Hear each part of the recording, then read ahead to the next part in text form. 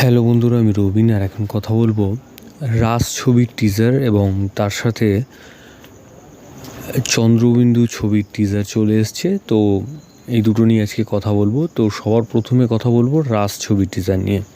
তো এই ছবির টিজারটা দেখলে একটা মনে কিন্তু আলাদাই একটা শান্তি পাওয়া যাবে এবং দেখে একটা আমরা ফিল করতে পারবো, গল্পটা দেখে একটা ফিল হবে আমাদের মধ্যে যে হ্যাঁ সত্যি আমাদের আশেপাশে সব সময় এরকমই কিছু ঘটনা হয়তো ঘটছে।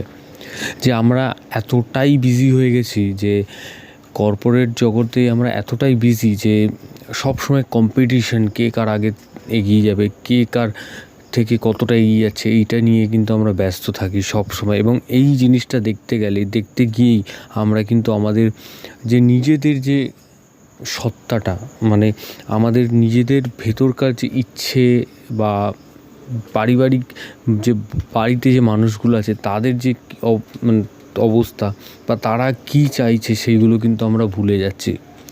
তো এই পুরো ব্যাপারটাই কিন্তু এই রাজ ছবির মধ্যে আমরা দেখতে পাবো।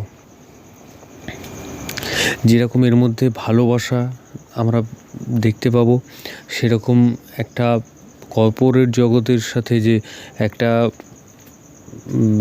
মানে পারিবারিক যে কী পরিস্থিতি হচ্ছে সেটা আমরা দেখতে পাবো। এবং তার সাথে দেখতে পাবো একটা ভালো দৃশ্য, মানে একটা আমরা এই ছবির টিজারটা আমরা দেখলেই বুঝতে পারবো যে এখানে কতটা সুন্দর গ্রামের দৃশ্যগুলোকে তুলে ধরা হয়েছে। এবং বিক্রম চ্যাটার্জিকে পরপর বেশ কিছু কাজে আমরা দেখছি, তো বেশ ভালো অভিনয়ও করছেন উনি। এবং তার সাথে তো রয়েছে আরও সাপোর্টিং অ্যাক্টর যারা রয়েছেন, খুবই ভালো ভালো অভিনেতা অভিনেত্রীরা রয়েছে। তো গল্পটা কিন্তু সত্যিই একটা অনুভূতি এনে দেবে, আলাদাই অনুভূতি এনে দেবে। এবং তার যে প্রেজেন্ট বা তার যে যে একটা আমরা প্রত্যেকটা মানুষ যারা কর্পোরেট জগতে একদম তা সব কিছুতে কর্পোরেট জগতের মধ্যে আমরা ঢুকে গেছি, যে টাকা ইনকাম, স্ট্যাটাস, আভিজাত্য এসবের পেছনে দৌড়তে দৌড়তে আমরা কোনো একটা জায়গায় নিজেদের পরিবারকে বা নিজেদের ফ্যামিলিকে সময়টা দিই না, বা এই তার ভালোবাসার মানুষগুলো আমাদের থেকে আস্তে আস্তে দূরে চলে যাচ্ছে। তো সেই পুরো জিনিসটাই আমরা এই টিজারের মধ্যে দেখতে পাবো এবং বেশ ভালোভাবে ফুটিয়ে ধরা হয়েছে। এবং এই যে এই ছবির টিজারের মাধ্যমে যে ছোটোভাবে কিছু অংশ যে বেঁচে তো থাকে পোকামাকড়ও, কিন্তু মানুষ শুধু বেঁচে থাকার জন্যই কি বাঁচবে না, তাদের জীবনটাকে মানে জীবনটাকে তারা উপভোগ করবে। এই যে ছোটো জিনিসগুলো এখানে তুলে ধরা হয়েছে, যে একসাথে আগেকার সময় যখন টিভি ছিল না বা মোবাইল ছিল না, তখন মানুষরা এই পাড়াতে সবাই মিলে একসাথে একটা বড় ইয়েতে সিনেমা দেখা বা যাত্রাপালা এই রকম ধরনের জিনিসগুলো হতো। তো সবাই একসাথে আনন্দ করতো, কিন্তু সেগুলো এখনকার দিনে সেটা সম্ভব নয়। কারণ এখনকার দিনে কিন্তু আমরা সবাই মোবাইলে ব্যস্ত। তো এই ছোটো জিনিসগুলোকে তুলে ধরা এবং কোনো একটা জায়গায় গিয়ে আমার মনে হয় আমাদের নিজেদেরকেও টাচ করবে। তো আমার বেশ ভালো লেগেছে। এবং মিউজিকের কাজ এখানে খুব ভালো, এবং অভিনয় তো মানে দুর্ধর্ষ। এবং অনির্বাণ উনিও অভিনয় করছেন। তো প্রত্যেকটা মানুষের অভিনয় ভালো, এবং যেভাবে ফুটিয়ে তোলা হয়েছে এই গল্পটাকে এই টিজারের মধ্যে আমার মন ছুঁয়ে গেছে। তো ছবিটা দেখতে গেলে আমাদের 6 জুন পর্যন্ত অপেক্ষা করতে হবে। তো দেখা যাক। তো পরবর্তী আপডেট হচ্ছে অঙ্কুশ অভিনীত ছবি এবং রাজাচন্দ্র ডিরেকশনের ছবি চন্দ্রবিন্দুকে কেন্দ্র করে। তো এই ছবিটাও কিন্তু একটা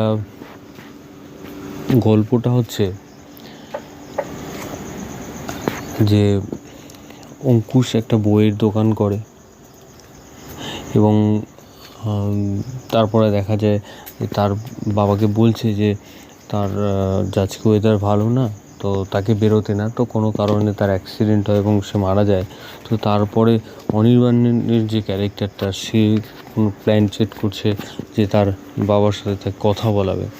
তো এইটা হচ্ছে গল্পর মেন স্টোরি। এবং তারপরে আস্তে আস্তে কী হয় মানে ঘটনাটা কী হয় বা সে মানে কীরকমভাবে প্রেজেন্ট করবে যে মৃত্যুর পরেও কি কোনো জগৎ আছে, নাকি সেটা শুধুই মানে মানুষ ইম্যাজিন করে, বা এই যে প্ল্যান চেট করছে তারপরে কি হবে, বা এই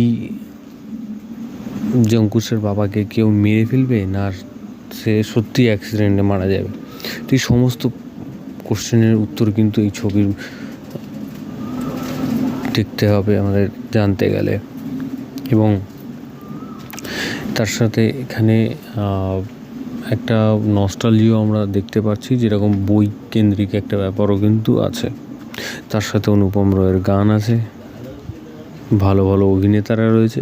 তো এখন দেখা যাক সব মিলিয়ে কী হয়। তো ভিডিওটা তোমাদের যদি ভালো লেগে থাকে তোমরা কমেন্ট সেকশানে কমেন্ট করে জানিয়ে দাও, এবং সাবস্ক্রাইব করো চ্যানেল প্লে বাংলা বিবি, এবং বেল আইকনে ক্লিক করতে বলো না।